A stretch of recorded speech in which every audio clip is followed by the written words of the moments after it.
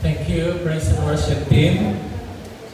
Although dili ko na anak ka hanas na atong gi practice na may atong sunod na generation for praise and worship, but I believe that the content of the song prepare us to listen to the word of God. Today is May 28, the last Sunday of May. Then next week will be the first Sunday. So we are now into the series of the sixth sense, or the six senses. There are 5 senses that we already studied and has been part of our subject in our schools. And these are the sense of smell, the sense of sound, the sense of sight, the sense of taste, and the sense of touch. In science, there are only 5, but now we are seeing into the 6th. Naabay ikaunom, na 5 naman ang atong senses? Yes, there is, and we call it faith. And today is the formal study of our learning the dynamics of faith.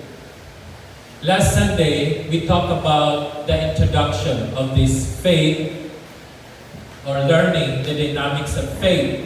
So today, we'll start on the faith that is spiritual in nature. And very quickly, we studied last Sunday that faith sees the invisible, believes the impossible, and receives the incredible. Let us pray. Father God in heaven, we thank you, Lord, for this beautiful day, a beautiful morning that all of us gathered together in this sanctuary to worship you in spirit and in truth. We thank you, Father, that we are asking you to illumine our hearts, our minds, through the power of the Holy Spirit in order to understand your word. And we pray, Lord, that even to those our online viewers right now in and outside the country, thank you for the opportunity of joining us virtually and learning to your word. In Jesus' name we pray. Amen. We will always see this screen that faith sees the invisible. Manang ikaunom siya, and faith believes the impossible because the 5 are the possibles, and faith receives the incredible. In our reference and the base on the verse in the Bible is in Hebrews chapter 11 verse 1, as it says, "Now faith is the substance of things hoped for, the evidence of things not seen." So the very subject of this verse 1 in Hebrews 11 is about faith. And what does this faith mean?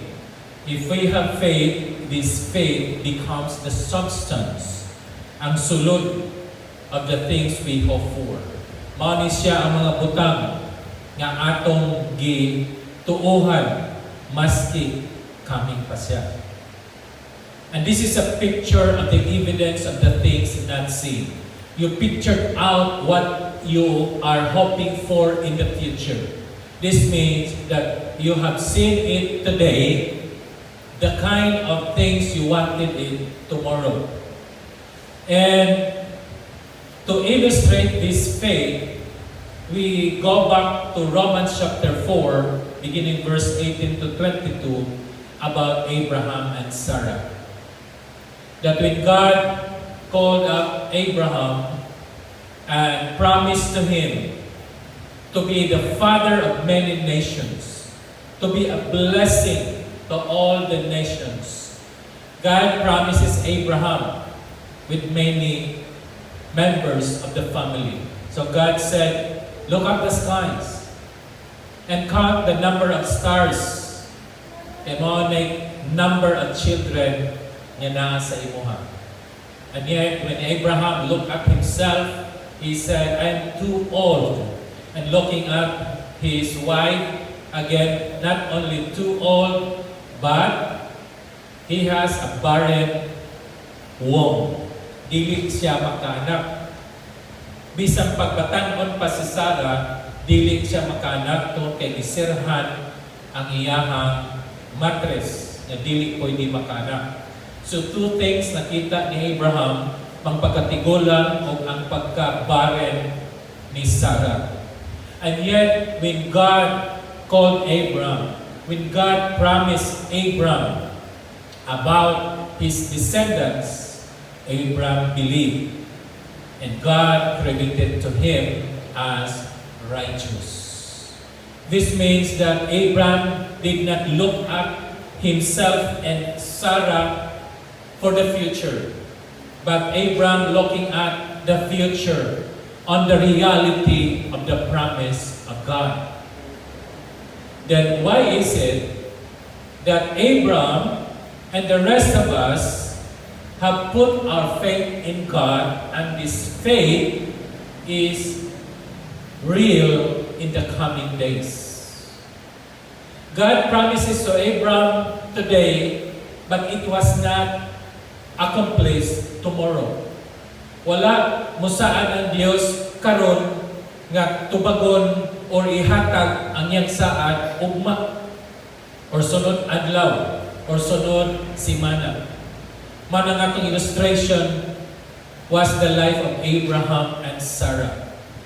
We know when we read the Bible, dugay pa nahitabo ang pag-accomplish sa saad sa Dios kang Abraham.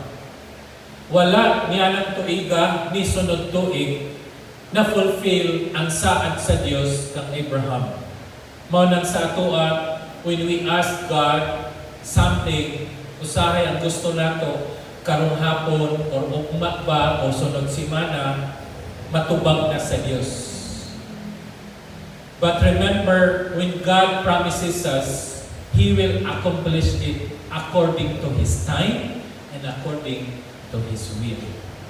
Manang kung kita lang gusto ta nga, Lord, ugma na gyud ang Dios sa akong bayron nun. Dapat karon mabayran na nako. Kinadugayan, Lord, ugma na gyud. Well, para sa atoa ang atong need, mao na gyud ni ang date, mao na gyud ni ang deadline. But we do not know the real need sa ato nga ihatag sa Dios in time. Dili siya late o dili in time. Now, if we understand ourselves that we have problems, looking at the entire man, because faith is spiritual in nature, this is the problem of the common man. In Ephesians chapter 2, verse 1, the Word of God says, "As for you, you were dead in your transgressions and sin." Asa bang dapita sa tao nga namatay? Let's go back to the Garden of Eden. When God said to Adam and Eve, "Do not eat the fruit of the tree in the middle of the garden, because at times you eat this fruit, you will surely die." Fast forward, gikaon ba ni Adan o ni Eva ang prutas? Yes. Namatay ba ang ilahang lawas? No. Namatay ba ang ilang soul? No. Why? Dili pwede nga ba mubarog ang lawas nga walay soul. Di po di mo makita ang soul kung walay lawas. Therefore, inseparable ang lawas o kalag. Kay one of them mawala, wala silang duha. Unsa may namatay sa tao? Ang iyahang espiritu. Mao na nga we are separated from God. We are dead spiritually because of our transgressions and sin. Manang pagkasala ni Adan o ni Eva, nawala ang glory of God nga nagputos sa kinatibuk ang pagkatao ni Adan o ni Eva. Therefore, pag mawala ang glory sa Diyos sa tao, makita sa tao ang iyahang pagka-makasasala. Mana nga, we are dead spiritually. Pwede pa molihok imong lawas, molihok imong kalag, apan ang imong espiritu, dili makalihok tungod kay siya patay. What would be our solution to that problem of man? The solution is in John chapter 3, verse 3. He said, "Verily, truly, I tell you, no one can see the kingdom of God unless they are born of God." So this dead spirit should be raised up again. Kung ikaw, born again. Kaya namatay siya, dapat siya mabuhi pagbalik. Kung wala ka makasagot sa pulong born again, mayon ka born again, laking relihiyon. And the born again is tabu para sa uban ng mga tao. Maghisgot ka sa pulong sa Ginoo, ayaw lang yun paghisgot ng pulong born again. Why? Ma-turn off sila. People will not listen, will not wanted to hear the word born again. Why? Because they were blinded by the God of this earth. The God of this world, the God of this age doesn't want you to hear and to be born again. And we know for the fact that if you are not born again, you are still separated from God, that your spirit is dead. And because your spirit is dead, you cannot worship God in spirit and in truth.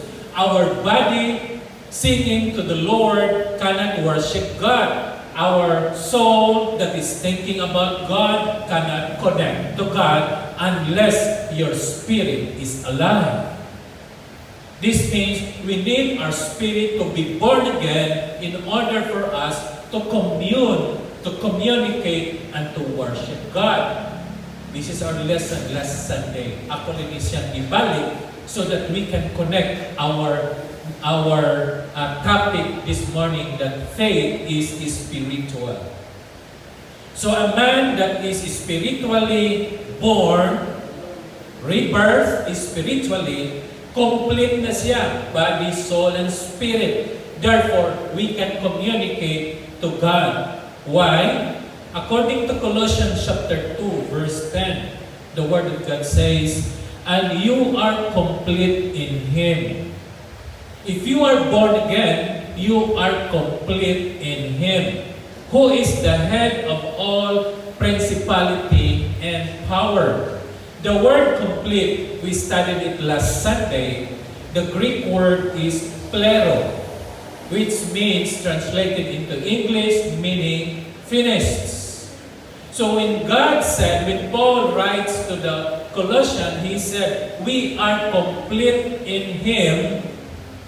Why? Because we are spiritually alive. We are born again. Only those born-again Christians are complete in Christ. Manang last Sunday, we ended up of the big idea that in Christ we are complete. Amen? Are we all complete in Christ? Amen. For our online viewers, if you have Christ in your heart, then you are born again. And because you are born again, you are complete in Christ. Because the Spirit who was dead, now reborn, rebirth, nabuhi pag-usap. Pero kung dili ka mabuhi pag-usap, if you are not born again, you are not complete. And if you are not complete, you cannot comprehend our message this morning about faith is spiritual in nature. Only those who are complete in Christ could understand that faith is spiritual in nature. Katong wala pa ma-born again, katong wala pa ma-complete in Christ, you cannot comprehend, you cannot understand about faith. Why? Faith is spiritual. Let's take a look at it. In 2 Corinthians 5:17, Paul writes, "For we walk by faith and not by sight." Duha ka klase ang walking nga gisulti ni Pablo. And this walking is not literally walk as in lakaw, kundi ang pagkinabuhi dinhi sa kalibutan. When we walk by sight, this is the natural walking, the natural living, the natural thinking, the natural believing of people about God.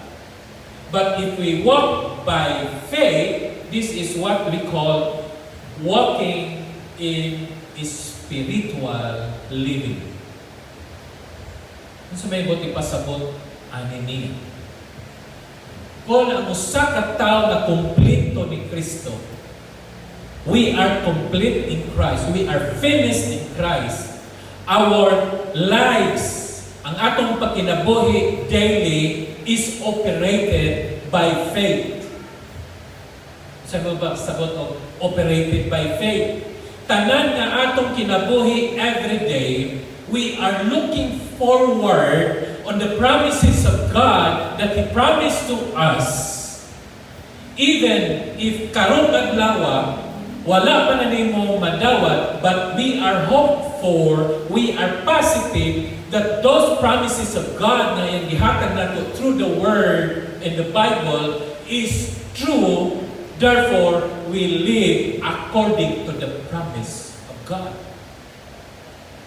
So if we believe that we are walking, living according to the promise of God, ang atong masulti would be thanks be to God. Kay karong adlaw, madawat nako ang panalangin. Ugma, lahi na sad nga panalangin. Day after day, we are claiming the promises of God. Maski wala pa nato makita. Ang imong gikinahanglan, mahatag na sa dili nimo ma-expect nga adlaw. It could be ahead of time, it could be near the time, or it could be on the right time. God is not in the business of giving us late responses of our prayers and even the late giving of His promises to us. Look at the life of Peter. In Mark chapter 14, verse 30. Kanyang mga apostles nagsakay sa bangka sa Sea of Galilee. Di man siya pwede ato sa pikas kay Pacific Ocean man ang atbang sa ang baybayon sa Israel. So dito sa Sea of Galilee sa ibabaw dapit naglawig ang mga disciples. And when the waves niabot, nikuso-kuso, hapit na sila ma-down, ni-appear si Jesus o unang nakakita si Peter. Sa iyon ni Peter, Lord, kung ikaw na, tell me to come to you. If it is you, tell me. This means Peter wanted the Lord to command him to go. Peter will not go to Jesus by his own will, by his own strength, by his own thinking. But Peter wanted Jesus to tell him, Lord, tell me to come to you. By the power of Jesus, in the name of Jesus, when Jesus will tell you to come, it is by God's power and strength that we can come to Him. It is not by the power of man. Therefore, Jesus said, Peter, come. So nagsugod si Peter og naog sa sakayan og niglakaw ni atubang nato kang Jesus. Wa pa sa niabot gyud ni Jesus ning hapak ang dako kay kabalo sa gihimo ni Peter. Nakadungog man siya. Naghagunos ang dako nga waves. Ning lingi siya. Paglingi niya, ano sa minitabo niya? Nagsugod siya o tuslog sa dagat.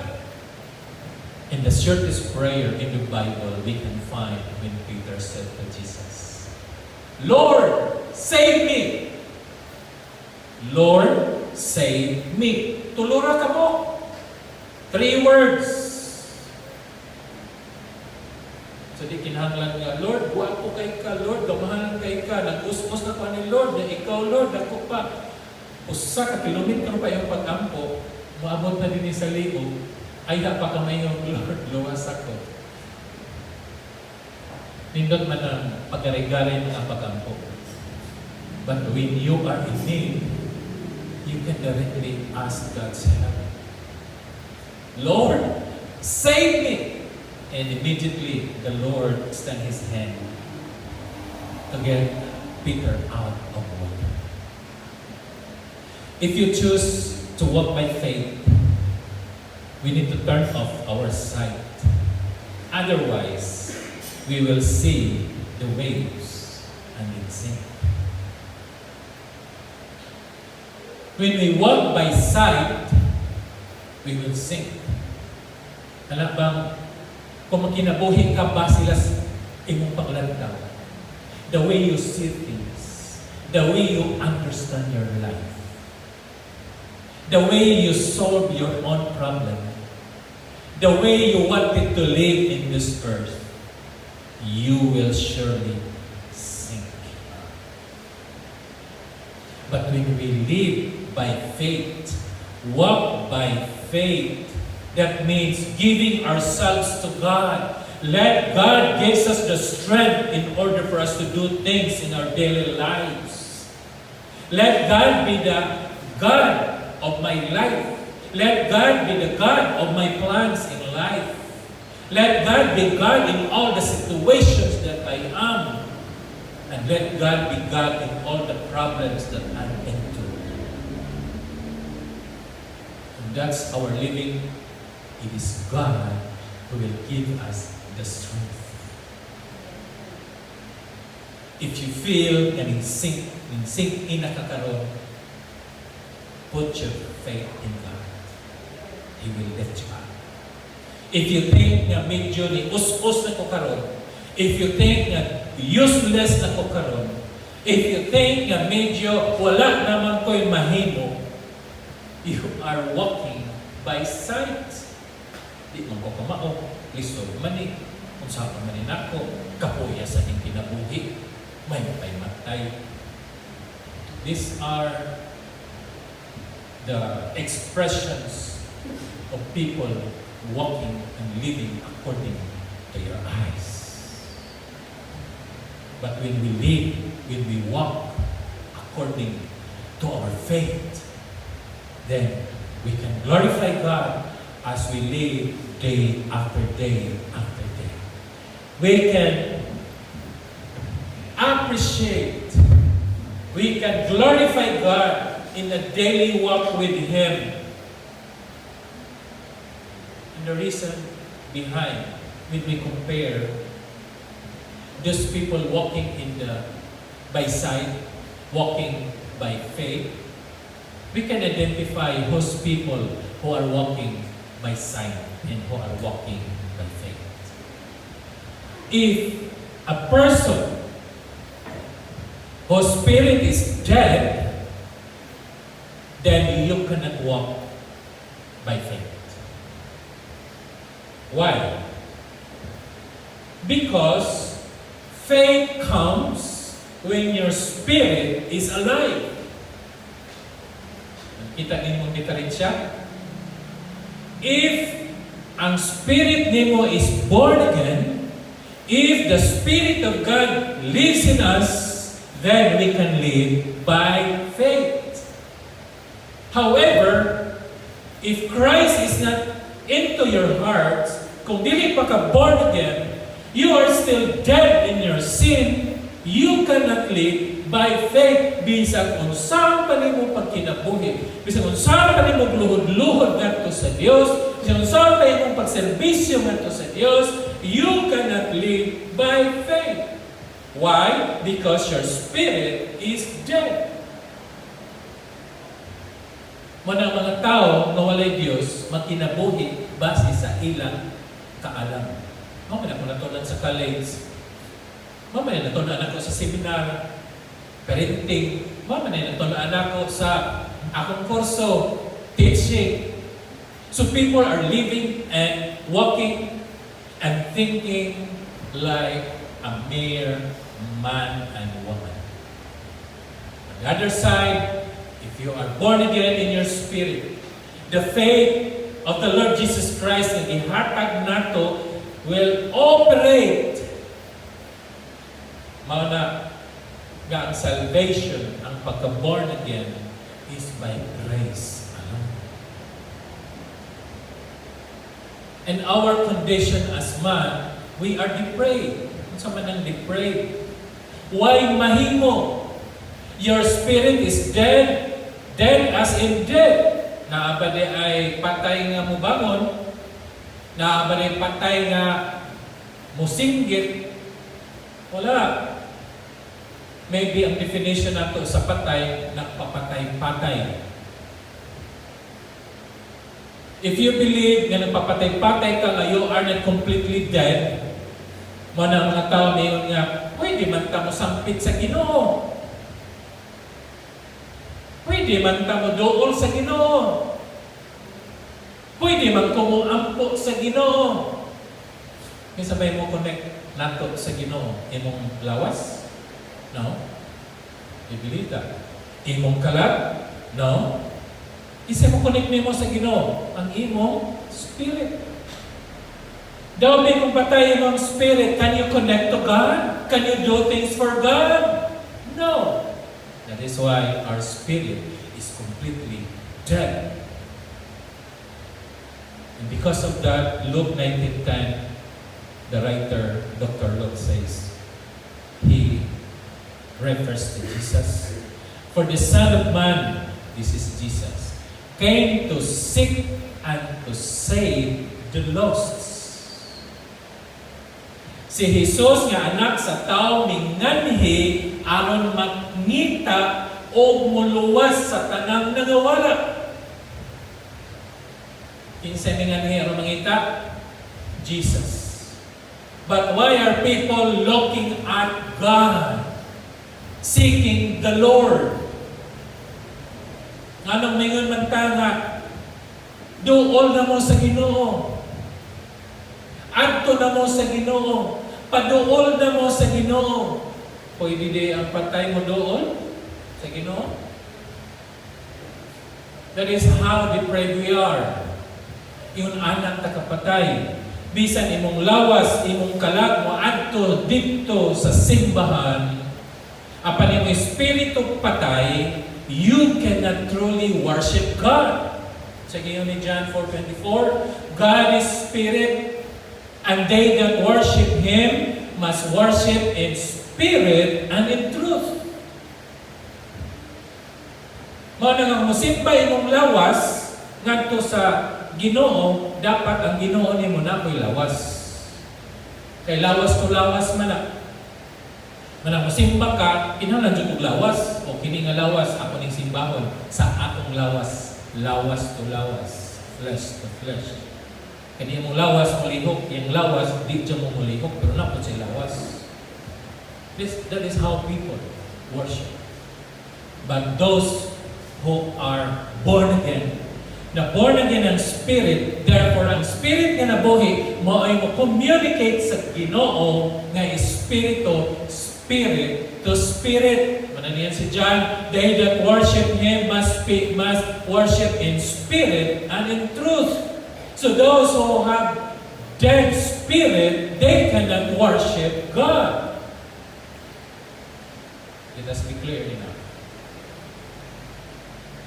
Sila nga patay ang espiritu, dili o dili makasimba sa Diyos. Bisan pag magluhod ka, gikan sa puntahan sa simbahan, paingon dinhi sa altar, if your spirit is dead, you cannot commune with God. That is why Jesus came to this world in order to seek, mangita, pagdakitaan, luwason, kay kamo nangawala. It is the initiative, it is the will of God to seek and to save the lost that is under the new covenant. However, in the old covenant, it is the people who will seek God. That is why they will go to the temple. Because God is in the temple. Mananayon si Habakkuk. Habakkuk says, let everyone be in silence because the Lord is in His temple. And that is the basis of all the other denominations, that they do not want to clap their hands, they don't want all the instruments here. What they want is just to be silent because the Lord is in His holy temple. And that's how people in the Old Covenant, in the Old Testament, they are seeking the Lord. Sila mo'y nangita sa Diyos. Kaya ang Diyos tuan ng puyo sa templo. But in the new covenant of grace, ang templo sa Diyos, mao siya nagipuy-an sa balaang Espiritu. Ikaw o ako nga doon ay balaang Espiritu is the temple of the Holy Spirit. Manangin ka nga, simbahan man nadinhan Ginoo, kailangan ka naman ko. Ang lakaw ka, walit tao din nilabang Ginoo? Wala. But under the Old Covenant, ang Ginoo nabilin sa simbahan. Kung nagsapoy tao ang simbahan, mubaw down sa suot sa simbahan, kay naaman ang Diyos sa simbahan at tuyo. If your God is in the temple, in the church, and you believe that passing in the church will give you respect to the God who lives in the church, that is how depraved you are. Because your spirit is dead. Because the Spirit of God does not live in your spirit. So, siya kung buhaton ko, Pastor. Natong buhaton is read Romans 10:17. So faith comes from hearing, hearing through the word of Christ. You need to listen to the word of Christ. Where is the word of Christ? Asa man sa nato makita ang pulong sa Ginoo? Adto sa simbahan sa mga born again? If you have your Bibles with you right now, even if you have your Bibles in your house, kung wala ka sa inyong balay, o naman ka nagsimba, kauban ako, o naman kay cellphone na diha ang Bible, kaya mga cellphone na may Bible, balaan na. Pero ang cellphone o may Bible, ilabay na. Tawa na hinungdan. Magkatong mga cellphones na wala kay Bible, download na mo, naman sa internet, download na mo para di na ninyo ilabay. Kaya why hinungdan? You need to download the Bible, any kind of Bible. Ayaw lang ng dili kompleto. Download right now. You have the internet. Para may imong cellphone balaan. I'm joking. But if you put it into a serious thing, you need to have your own Bibles even inside your phones. Why? You don't have faith if you do not listen to the Word of God. This means that our freedom, our free will of man still exists. You need to choose to listen to the Word of God. Because when you choose to listen to the Word of God, faith comes. So kung dili ka mo basa sa pulong sa Ginoo, walay pagtuo abot diha nimo. So if you want to have faith, read, listen to the Word of God. Kaya kung maminaw ka, ang pagtuo wala. Atong tanawon ang kinatibuk ang plano sa kaluwasan. This is my second to the last slide. Now, here is the salvation of God's Word. Remember that our salvation is purely God's Word. Walay buhat sa tao, walay counterpart ang tao aron siya maluwas. Dili pareha sa atong hibalan sa una that God has finished His work at the cross. Now it is man's work to draw near to God and to accept the Lord our God. ako ning emphasize kanyo in relation to that verse. We believe nga nahumana si Kristo kamatay sa cross 2,000 years ago. Yes. And because God has done His work for the salvation of all men, it is now the men will draw near to God and to accept God as my Lord and Savior. Is that biblically correct? No, it is not. Diba nagsulti ko ninyo? That man is dead, depraved.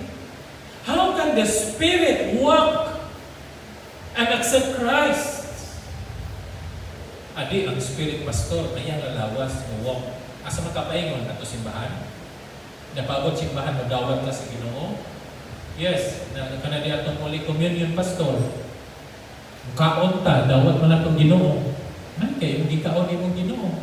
Hindi mo ko nagkikalibang, gawas na po ng Ginoo. Hindi ka Domingo mo, kaon na po kagbalik. Aron ng Ginoo, musuod na po nimo. What do you think of God? A substance? Look at the plan of God in salvation. That is purely God's work. There is no contribution of man.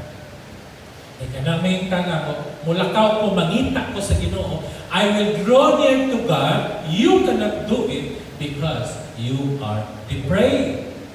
Dili kaya sa iyong espiritu. Kaya sa mulawas mulakaw. Napamunta na, asang kapaingon. Kaya, draw near to God. Asa ang God?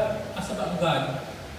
Muna imong lawas, mangita ni God. At ito dito, wak man din ito, man dito, ay dara dire, ay ko alito pa, masakay pa kong barko, sakay karoplano. People are looking and seeking God. Can you do it? Can you find it? No. That's why faith is spiritual in nature. Let's take a look at the verse. Romans 10, beginning verse 13 to 15. Sa Romans 10:13, nag-una siya, whoever calls in the name of the Lord shall be saved.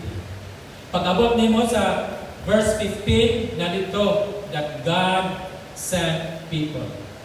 So kung nimo basahan na Romans 10:13 to 15. Ang 15, naa sa una. Ang 13, naa sa, nabalik. Ang 13, nandun yung 13. Ang 15, 22.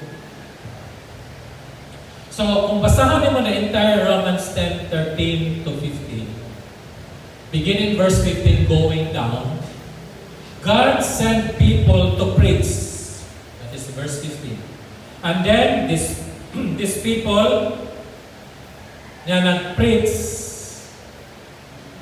nag-isend, nag-preach, o tungod kay nagwali kining tao nagisugo sa Dios, ang tao choose to listen. O tungod kay ning listen siya, ning hear siya, sa nitabo, God gave him the faith. Diba sa verse 17 kanina? Yan siya. Faith cometh by hearing, hearing of the word of Christ. Now, you choose to listen. O pastor, iyong kaway, labot ang tao. Ano mang mo-listen man ko? It's my freedom, it's my choice to listen. So, na-counterpart ang tao, pastor. Kaya mo-listen man siya. Question, when you listen to the Word of God, naluwas pa ka? Wala pa. So, wala pa ka naluwas. So, there is the contribution of man in salvation. Maski you choose, you exercise your free will to listen. By listening, wala pa ka naluwas. Sa manitabo. Because you choose to listen, the Lord gave you the faith. And because the Lord gave you the faith, mutuo na ko ni Kristo. Without giving you the faith, you cannot believe God.